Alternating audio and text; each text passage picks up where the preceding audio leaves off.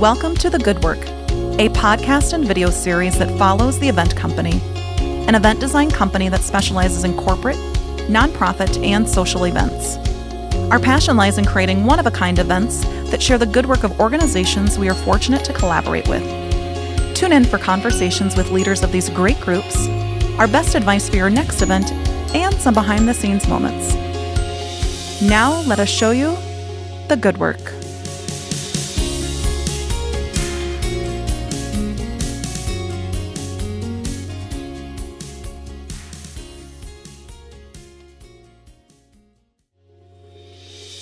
In this episode of The Good Work, the women at the event company will discuss gift giving.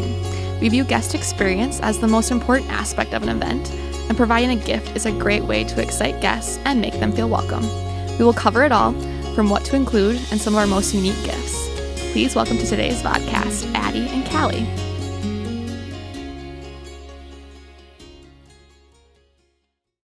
Welcome to this week's vodcast. Hey, Callie. Hi, Addie. Not only is it gift-giving season, but we're going to talk about gifts that we like to give clients or other clients that they like to give to their employees. Today's a really fun episode. I'm all about the gifts. We actually just did a little gift giveaway in our office, which was fun. We have got our own little holiday party coming up soon, but we're going to talk about all things gifts today, from things that we give our clients to clients giving gifts to their employees or even gifts to the media, right? Correct. We're going to talk about some of those things. Or even at events for your attendees. Yeah. So why don't we start out with that? Some gifts for attendees. First of all, why gifts? Why are they so important to events? I think some people, before I interrupt you, actually, I think some people think of gifts as favors, party favors. Is that right? Yeah. But we kind of like to call them gifts instead of party favors. But why gifts? Why are they so important, do you think? I think it's a great way to make guests feel welcome and that they're special in a sense, but kind of get them excited too, especially if it's a pre-event gift. It kind of creates that hype in a sense. So I don't know, at our events especially, I think it's a special touch that sometimes gets forgotten about, and I think it's a great thing that we can kind of help with and offer up. So you talk about pre-event. Do you like the pre-event gifts before the day of? Because there's a lot of different methods and there's no right or wrong answer. Some people do gifts prior to the event to get people excited for what's to come. Some people do them at the event before the event even kicks off. Some people do them at the end when people are leaving. Do you have a favorite or a preference? I don't know. I feel like I'm kind of 50-50. I kind of love the surprise at the beginning, and like that's such a special touch. You mean before the event started? Before the event, yeah. But then at the event, it's just another add-on for the night, kind of. So I don't know. I feel like I'm probably leaning more towards the event before the event. Yeah, I like the prior ones too, because I think it's fun, not only for media kits, because so many times we do events where media are involved, or if you've got an event with the governor or local officials or even celebrities that are coming to town, you want to be able to give media these pretty awesome kits in that sense to get them to be at the event, right? Yeah. So it's always fun to kind of be different and creative. I remember one time I was working with a group where we were doing teaching gardens, and for all the media, this wasn't here, it was in Des Moines, but for all the media, what we ended up doing is we gave them strawberry plants and had them all potted and hand deliver them to all media. And it created such incredible excitement, not only within the newsroom itself, but also on social media, because they were posting about it and talking a little bit about it. But those plants sitting on a desk were an incredible reminder, like, oof, I better go, right, to this event. And so it served as kind of a dual purpose to kind of create that hype, but also as a nice reminder. Plus, it creates pretty cool conversation, like I said, in the newsroom. You know, not every day you walk around and you see a strawberry plant at people's desks, you know, but. And so fitting for the event. I think I like that part as well, if it's not just a gift of snacks, because it has no connection with the event itself, but to be a teaching garden and then to have strawberries. It kind of reminds me of Farm to Fork this year, that we did herb kits as for our media. So it's kind of a cool thing. We had a planted like herb pot for them along with a little card, but so fitting for the event. And Right. kind of our theme and mission with that event. So many times I think people want to take the easy way out for gifts, right? Not only, I think personally, sometimes you're like, oh, I'll just get them a gift card or something simple and easy. But to make it super custom and to fit those people that you're giving them to is so important. I think of other times when we've got celebrities coming in from outside of the market and you're doing it all Sioux Falls local items or South Dakota, right? I think that's items. One of our favorite super boxes fun to give. Yeah. I mean, it's always nice to be able to incorporate things from your locale, like wherever you're at, into those gift boxes, but also making sure that you're not giving them big things that they can't take with them and travel. Correct. Like I've learned over the years, like giving coffee mugs, whether they're super cute and we like them, or city items like big magnets or whatever, they sometimes don't travel very well. I mean, magnets they do, of course, but coffee mugs are one of the worst things to travel with because you have to wrap it up in socks and then wrap it in your shirt, you know? And who wants to put that thing in their bag? It's just that little bit of weight over that they all of a sudden can't check their bag. Just that little piece. Then they'll send you the invoice for $40 for your exactly. luggage. But it's always fun because at hotels, like these folks are traveling and they just want snacks, right? That are not from the vending machine or from the hotel pantry. And if you can give them local fudge or local taffy, or you've got awesome pretzels or popcorn or whatever, it's always fun. And it doesn't have to be snacks, but it can be something fun. We've done like local Sioux Falls shirts and other things. It kind of depends on what community that you're in, but I think fitting it to the client or to whoever it's going to is super important. Right. But also not breaking the bank either, right? Yeah. Do you have some fun ways or fun tips that you've done over the years in terms of creating boxes or gift boxes that aren't breaking the bank?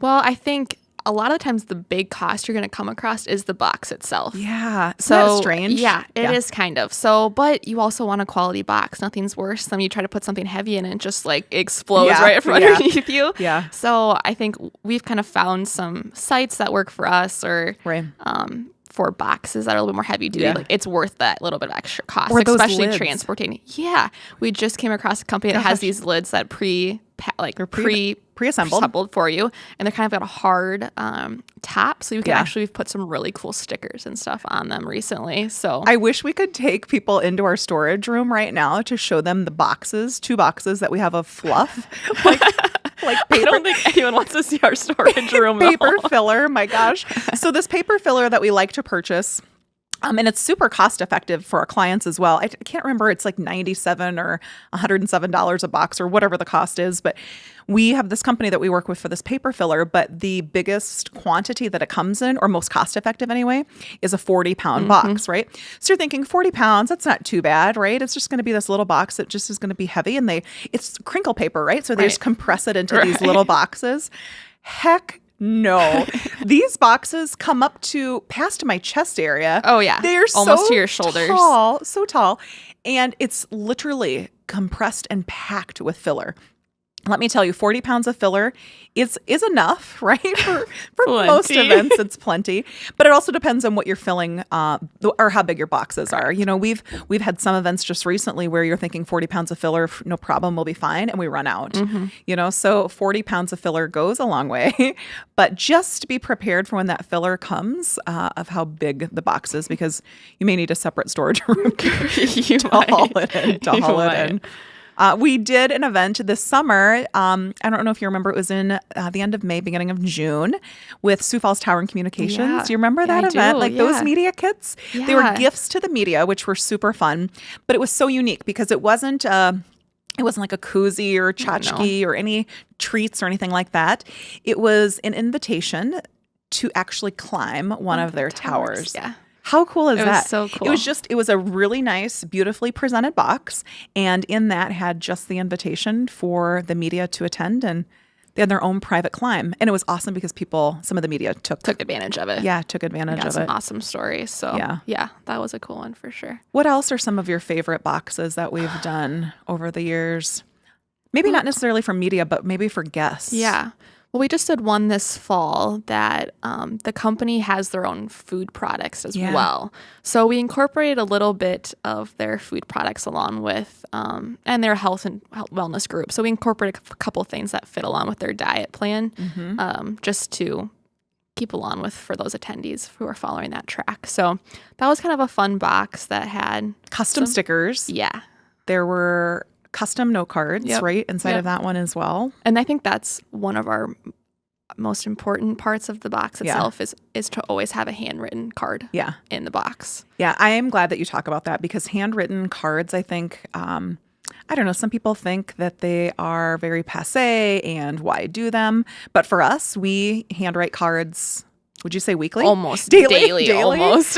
Yeah, I think it's so important, whether it's a new client we're meeting or a really awesome volunteer or incredible sponsor that we've had the opportunity to work with.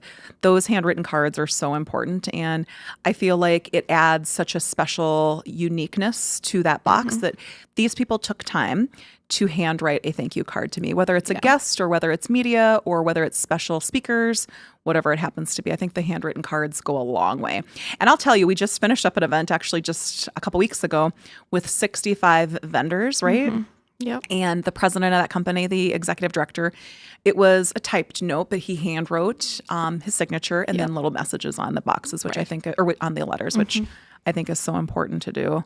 That special touch goes a long way. Yeah, I think so too. The power of saying thank you. Great. Yeah. And to know that it's coming personally from their desk, their hand. So we've got some boxes actually going out here this week for a client who's got groups in 6 states, 6 or 7 states, whatever it happens to be. Yeah. And these kits, you can talk a little bit about these because these are fun. Like we couldn't find them anywhere online, so we kind of created them ourselves. Yeah, which is fun. So maybe we start kind of back a little bit. But this group is holding an event down at one of the Arbor Day Foundation's lodge. Yeah. And so in Nebraska City. Yeah. So their event the venue itself is very focused on sustainability and growing and things like that. So we said, why not engage their clients in those separate states with a little pre-event gift and go off this theme of growing, just to keep it going, keep with that mission and give people an idea of what to expect once they arrive. So we did some growing kits of a tree. Colorado blue spruce is Colorado the tree. Blue so we spruce. kind of just ordered a few of the pieces together. We ordered a little cup to put the plant come in. Yep. And the seeds, and we ordered a little stick that had the name of it on so they can see it along with their logo. And then hopefully the groups at the office will plant the tree together as a team. So that's the one thing you never know. Like when you're doing all these really awesome kits or these gifts and you're shipping them to different sites or different groups, you have no idea what's going to happen. Right. And obviously with this team, it's like navigating together and how to nurture your team, and hopefully they nurture this little Colorado blue spruce. That's the only thing that you hope for. But it was interesting because these kits, Sarah and Maddie and Chloe and you really created them from scratch because there were kits that were out there, but you had to buy 100 of them, right? Correct. And we wanted to make our own logos and stamps or stickers and just branding, kind of so it's all matching once they get to the event. Connected and branding. So we just decided to just do it on our own. And I'm not going to say we're botanists or can handle anything with plants or trees or anything like that. I have no green thumb. This is a fake plant on our desk right now.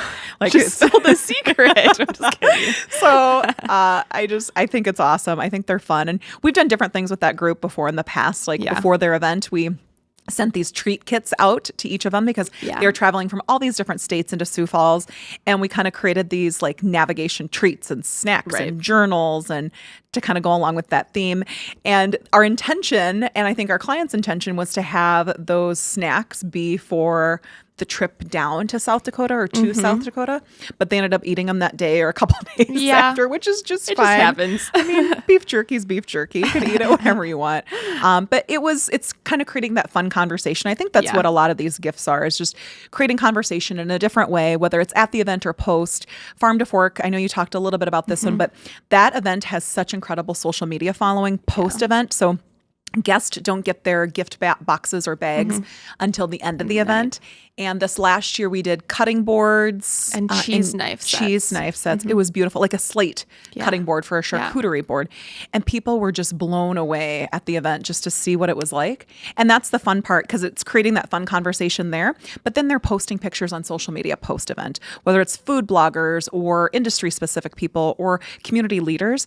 It's creating that awesome conversation on social media as well, not just at the event, which is so unique and so different. Yeah. And it's just cool to be felt like that you were thought about at some point. So, and it's even, I know we're kind of talking and they're probably seeming to listeners that it's a little elaborate possibly, but it can be simple of even just providing a glass of champagne as guests walk in the door. That little thought it can be seen as a gift, and that can be enough too, Yeah, we've done another fun one that we did was when we did the Sip Sip Namaste event with First Bank and Trust. I know we had them on, a few months ago. Was it months ago already? Yeah. But at that event, to fit with the theme of being at Athleta, we ended up doing branded yoga towels for that event. And that was such an awesome thing for people because it fit with the theme, right? Yeah. If we were giving them all Budweiser gift cards, it would have been It wouldn't make a whole lot of sense. No, it would not make a whole lot of sense. But people were so appreciative of that. Yeah. And that's one thing for people that are listening or watching. Like, you don't have to give gifts. These are just an enhancement to events. Not all of our events have gifts. And it seems like the majority that do are more smaller niche events, wouldn't you say? Yes. That is? I mean, some of our events that have over 1,000 people, we're not giving gifts to them. It's more these niche, close events where they've got, where they're allocating budgets to those pieces. And that's important to them, right? Yeah. I mean, in those events, we do have clear budgets that are designated just for gifts. So, I mean, it's pretty specific in that sense. A lot of times they're private. It's an appreciation event because usually in some sense they've given something in return as well. So it's just a little to make them feel appreciated, that's all. So what's your theory on giving gifts to your guest, that guest of guest? Guest of guest. So like if I brought my spouse or if I brought a girlfriend to the event or whatever, what are your thoughts about that? Do you think everybody needs a gift, Callie? Kind of. Yeah. So that get awkward? Well, yeah, it would be awkward if it was the other way of where if you didn't, it's a nice surprise if you're a guest of a guest and you get a gift because it's still like, well, I'm still with the guest, but I don't know. The other way around would be even, I think, worse. If you didn't get anything, you're kind of like, oh, like, where's my gift? Yeah, because not everybody's married at events. So correct. If you are listening or watching and you're considering doing gifts for an upcoming event, you need to keep that in mind that some people bring their brother or sister or father or girlfriend. Because some of our women's events, they're bringing their friends, but we always, as a plan thought, on the two. In the sense that they're involved in the event too. We want them to feel a part of it. And I think it's thinking outside of the box, not saying gift box, but thinking truly outside of the box on what you can give them because it's not like some of our wine events. We've done coasters before and just something different and niche, not necessarily wine glasses. I think so many people have those things already. So it's thinking outside of the box. Like we did a Sip Sip Cider event also with First Bank and Trust. Correct. And instead of giving them pint glasses or coasters or things like that, we gave all of the women scarves. Yeah. Just which was the time of so year. Awesome. Yeah. Gosh, seeing people's reactions is so much fun to be able to. Yeah, they do. And it is that appreciation piece, but making sure that you're being specific with your gifts, I think is important, but also customizing it to them. And for people who might think like, well, I see the return on the investment, I think you will. Just to have guests and allow them sense they may possibly a customer or whatever sense, they're going to feel that much more appreciated and welcomed by you, they're going to be more apt to be more involved and to continue working with you. So. I agree. It's so fun. We had a meeting recently with somebody who was at another one of our events, and they had journals out for each of these guests.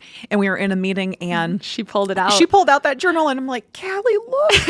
Like, that's almost a sense and we told them at the client at the meeting, and they're like, oh my gosh, that's so great. It's almost that sense of pride that your stuff actually gets used, or when you're seeing the women wearing the scarves or doing whatever. Right. It's almost that sense of like, wow, like we did it. We did it. Yeah, they like it. So, well, I love giving gifts. Me too. I'm a gift person. Me too. We've got a fun thing on our team here that we're doing for our little Christmas and holiday party where we are each buying gift cards to downtown retailers, right? Correct. Downtown Sioux Falls retailers. And we are all just kind of give them out to each other and figure out who's going to where to shop and then keep spend it all them local together. And spend them together. Yeah. So it's a whole different experience on the gift giving. But my one tip and word of advice would be to be custom and be unique. Think completely outside of your gift box. Yeah. Gift box. I like that. I know. I tried to be clever a little bit, but thanks for joining me today. Thank you for having me. Yeah, I'm excited. I'm excited to see what gift card that you get for our shopping thing here soon. Me too. It'll be fun. Thank you for listening to today's episode of The Good Work. We hope today's discussion will help you in selecting the next gift for your guests. Tune in next week as we introduce you to our friends Jeff and Paula from TSP Architecture to talk about employee engagement and how employee-focused events can be beneficial for your company.